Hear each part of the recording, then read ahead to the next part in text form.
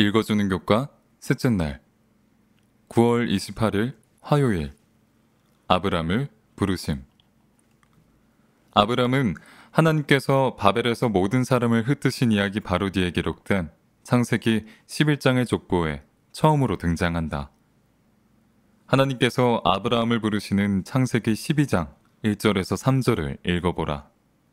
하나님께서 아브라함을 통해 이루시겠다고 약속하고 계신 이 내용을 십자가와 예수님의 죽음, 그리고 복음의 전파가 이뤄진 이후에 읽고 있는 우리는 어떻게 이해하는가? 여러 세기가 지난 후에 사도 바울은 갈라디아인들의 이설에 대응하기 위하여 하나님께서 아브라함을 왜 부르셨는지 언급하면서 하나님께서 의도하고 계신 것은 시종일관 변함없음을 말한다.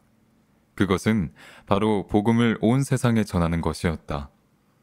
그런즉 믿음으로 말미암은 자들은 아브라함의 자손인 줄 알지어다.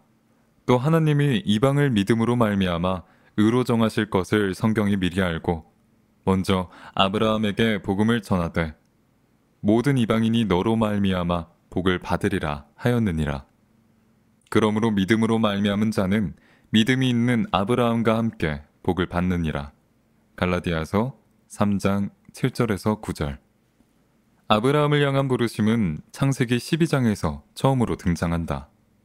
이어지는 창세기 대부분의 이야기는 그의 문제 많은 후손들이 너나 없이 계속해서 문제투성이의 가족관계를 이어갔음에도 불구하고 그들을 통해 하나님의 약속이 이루어지는 이야기를 기록하고 있다.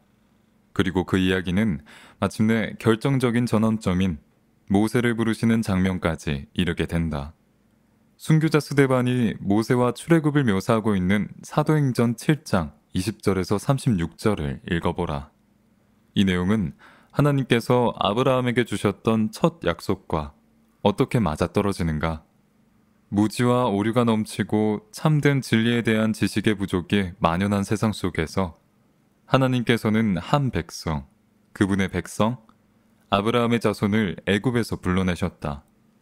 하나님께서는 그들을 통해 여호와 하나님에 관한 지식과 구원의 계획에 관한 진리를 보존하실 뿐만 아니라 그 지식을 온 세상에 전하고자 하셨다. 교훈입니다.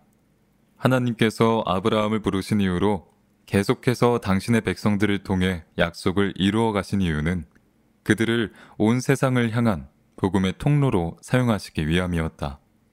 묵상입니다. 고대 이스라엘 백성들과 오늘을 살아가는 우리들 사이에 어떤 유사점이 있을까요? 재림 성도로서 이 세상에서 우리가 가진 사명에 대해 묵상해 보십시오. 하나님께서는 남은 무리로 부름을 받은 우리에게 마지막 은혜의 초청을 세계에 전하라고 명령하십니다. 누구도 대신할 수 없는 그 일에 우리를 부르심으로 다시 오실 주님의 길을 예비하도록 하셨습니다. 이스라엘 백성들의 실패가 우리의 삶 속에서 반복되지 않도록 깨어 기도하며 하나님의 뜻에 순종함으로 맡겨진 사명에 충성하는 재림 성도들이 되어야 합니다. 적용입니다. 오늘을 살아가는 우리에게 맡겨진 중요한 사명을 감당하기 위해 어떤 실천을 하며 살아야 할까요? 영감의 교훈입니다. 진리로 거룩하게 된 신자들의 특성. 여호와께서 아브라함을 택하셨을 때 그 목적은 그로 하여금 단순히 하나님의 특별한 친구가 되게 하는 것으로 그치지 않고 당신께서 만민에게 주고자 하시는 특권을 전하는 통로가 되게 하기 위한 것도 있었다. 진리로 거룩함을 입은 그리스도인들은 세상을 처참한 도덕적 부패로부터 보존하는 구원의 특성을 소유하게 될 것이다. 산상보훈 36. 기도입니다.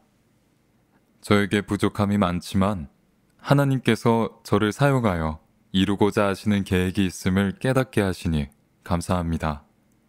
마지막 시대를 살아가는 남은 무리의 일원으로서 맡겨진 사명을 기억하고 그 사명에 충실할 수 있도록 준비시켜 주시고 사용해 주시옵소서.